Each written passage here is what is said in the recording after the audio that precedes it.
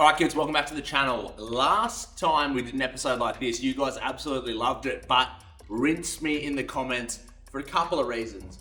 One was you said, Sam, there's no way you can be an expert on building cars when you don't actually build cars. And the second was for forgetting a whole bunch of really cool builds. This is, of course, ranking your favorite YouTubers' builds, part 2. Now, I've trawled through the comments on the last video, and if you didn't watch the last video, go and check it out. It'll be on the screen somewhere here, plus linked in the description. Now, I've gone through the comments, and what I've done is I've written down and taken note of all the people that you have mentioned. Now, don't get me wrong, I know all of these people. I watch their stuff, I know them personally in some instances, but look, I can talk about YouTubers for forever, for hours and hours and days and weeks and weeks. It's all I do. I don't watch TV, I don't watch movies, I just watch YouTube, mostly four-wheel driving stuff. So, here is the part 2 to what you guys have been asking for. Let's dive in. We're gonna start off with Timmy Has Heart. His GQ, let me tell you, that thing, I mean, if you guys don't know, you should know. He is the Tasmanian extraordinaire, the guide of all guides. He has probably done the $1,000 track and a whole bunch of crazy tracks, more than almost anyone, you know, in the southeast corner of Australia. It is, it's beaten and it's abused, and it is built for a purpose. That thing is an absolute weapon and it's unstoppable, and Timmy is extremely helpful and a wealth of knowledge when it comes to all things, I think. Full driving and patrols. I've spoken to him on a number of occasions about planning trips, about building GQs, about all that sort of stuff, and he's always been very helpful. I'm sure we'll find some footage on screen here of him wheeling that thing. It is, yeah, it's built for one thing and it does that one thing very well. If I had to rate it out of 10, I rated all the other cars in the last episode out of 10. I think it's got to be up there. It's hard because maybe what it lacks in, you know, show car finish, it makes up for it in used and abused and capabilities. Let's give it a 7. Let's go 7 out of 10. All right. Next up, people that we forgot, and we're not really forgot. We just ran out of time for Aussie Arvos. We've obviously got Dan, Liam, Pat, all the boys down in Victoria. Now they are, and this is one of the comments said, Aussie Arvos, simple cars, realistic, no deep pockets. Now, you do need some deep pockets to do what the boys are doing and to do what we all do, but I do agree it is simple and realistic. The boys have got this incredible ability to build and showcase their cars in quite a simple way that works, it's functional, and it keeps it really, I guess, attainable for the common man. A little bit like what we tried to do with the GQ, but not so much what we're trying to do with these two cars behind me. Hopefully once both these cars behind me are done, we'll have a combined total of around 2,100 horsepower and close to 4,000 Newton meters of torque shared between the two of them. So, but anyway, that's, we digress. Yeah, so Aussie Arvos, if I had to pick one of the cars to focus on, I guess we're probably going to have to go with what would be the hero car, which would be Pat's Red 80 series.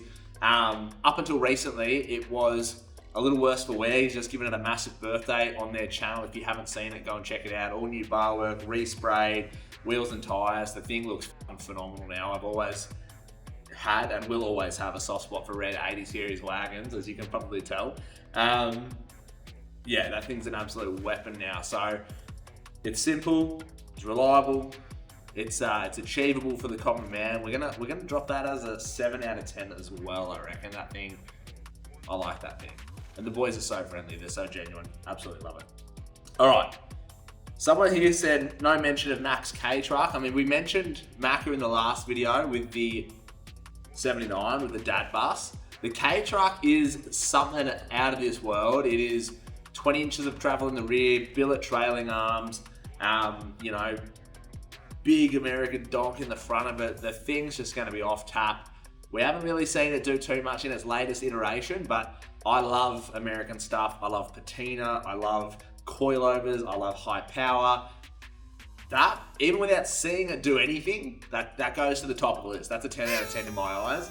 And I think you'd be crazy if you didn't agree, because I think we don't have a heap of similarities, but in terms of what we probably do have in common is pushing the limits of Australian engineering in vehicles. He obviously is a lot more hands-on than I am, but we both sort of drive and strive towards the common goal, I think. So anyway, the next comment is from Moose3203. I don't know what your name is, but Rome Lyfe and Ron Burgundy. There's a lot of GQs getting around in these actually. So Rome Lyfe is another one. I think he only recently went full-time on YouTube. He's got a couple of cars. He's got a heap of cars actually, I think, much like me. But Ron Burgundy is probably the most iconic one that you'll know. And if you go and check out his channel right now, you will see why it is so well known.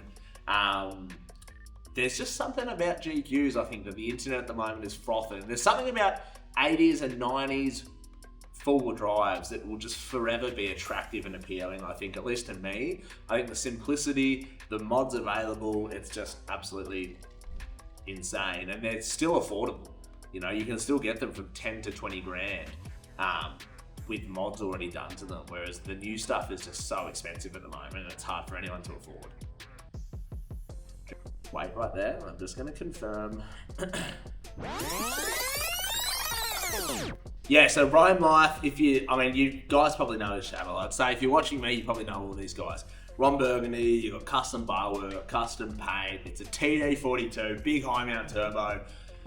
Quite a lot of similarities between my GQ, which we've affectionately nicknamed Greta the GQ, and Ron Burgundy. So yeah, it's up there. Didn't make as much power as me, thankfully. He had me worried there, but he was working with Hayden at HD Automotive and Manny at Desta. So, tuned and built by very similar shops and people and stuff. So, yeah, Big Tommy, Rome, you're getting a 7 out of 10 as well. There's something, look, if you have a GQ, you'll be a 7 at the lowest. I freaking love him. Someone on the episode commented, Matt Kinsela. Now, he has started YouTube as well, but you probably will remember Matt from our 80 series build 2 or 3 years ago. He is responsible for the coilovers, all the bar work, the 3-link front, the 4-link rear, the bracing, the GU conversion in the front end, all the fish plating on the chassis. He did so much work to that car over the space of around 6 months. And he's also got a couple of crazy cars. He's building a Land Rover on some crazy chassis with some sort of spastic motor in it, which I'm really excited for. But he also had his little Crawley sassed Hilux as well, which I think he's part of out now. But that thing was used and abused, did so many trips, so much hard wheeling, it was absolutely off its face. So that's definitely up there too. What else have we got on here? This is a good one actually. 4-Wheeling Australia, Big Ronny Dahl. Now, he is the grandfather of, he'd be the grandfather of just about Australian 4-wheel drive YouTube. He's got almost 600,000 subscribers. The bloke has done it all. He's got podcasts, he's got YouTubes, he's bought and sold Land Cruisers, he's got Ineos Grenadiers. I don't even know what he's daily driving at the moment. So I guess I'm going to base this off his old 79. It's, I think, been given away or sold by now, but that 79 was relentlessly beaten on across the desert, across mud flats, like in mountainous regions, up beaches. That thing had so many Ks, did so many 4-wheel drive shows. He was doing tours, he was filming full time. And for a 79, I think it really didn't give him that many dramas for a modern vehicle, and especially the way he treated that thing and abused it in the best possible way is really quite impressive. I'm just scrolling through his channel now. I think he's actually got a Quartermaster, like an Ineos Quartermaster, not the Grenadier, which is the U version, but that's hard to keep up. And the other thing I love about Ronny is that he is somehow the first bloke anywhere in Australia to get his hands on the newest vehicles, the new 250 Prados, the new facelifted auto 4-cylinder 79s, the Ineoses, all that stuff. trust me, if you think, oh yep, I'm gonna grab one of these before anyone else does, he has already somehow got it. And man, we love that sort of stuff. So, Ronny, you get an 8 out of 10. I love it. I love catching up with you in the Sydney Four-Wheel Drive shows. It's always good. Now, who else have we forgotten about? There's actually quite a few people we've forgotten about.